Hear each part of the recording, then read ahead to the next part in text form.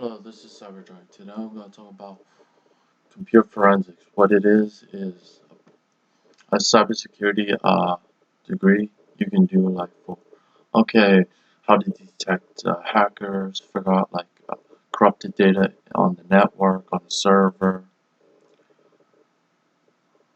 So let's say you work for police, FBI, CIA, Homeland Security.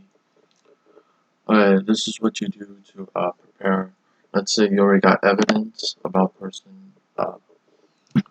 Do like child pornography or some sort of cybercrime, and you link them back, trace their IP address back to their wherever the IP address originally located, and go right there. If they're a first level or second level hacker, they mostly get caught. If you're a higher level hacker, you just ping pong your IP address all over, so it's impossible to trace you.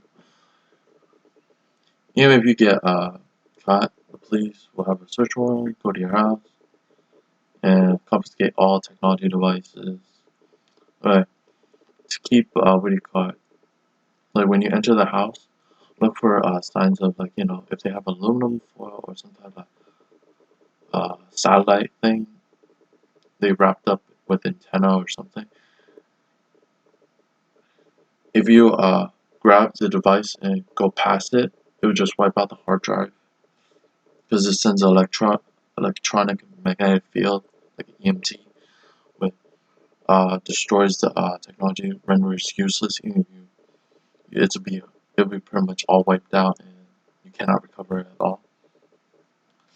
So look for that when you enter the house. When you prepare for the search, always have bags and labels ready to collect evidence.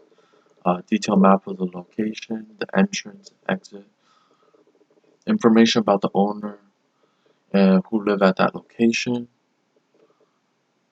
Fourth will be a list of the type of evidence to look for and where in the house. Okay, what you look for: computer, hard drives, security cameras, USB flash drives, mouse, anything with computer components. And fifth thing, use digital forensic tools to document evidence like camera, paper, and software equipment. Like you just hook up a USB to a portable forensic software and then check the data. And also make a copy of it so you can bag it so you can have for evidence if it later goes to court.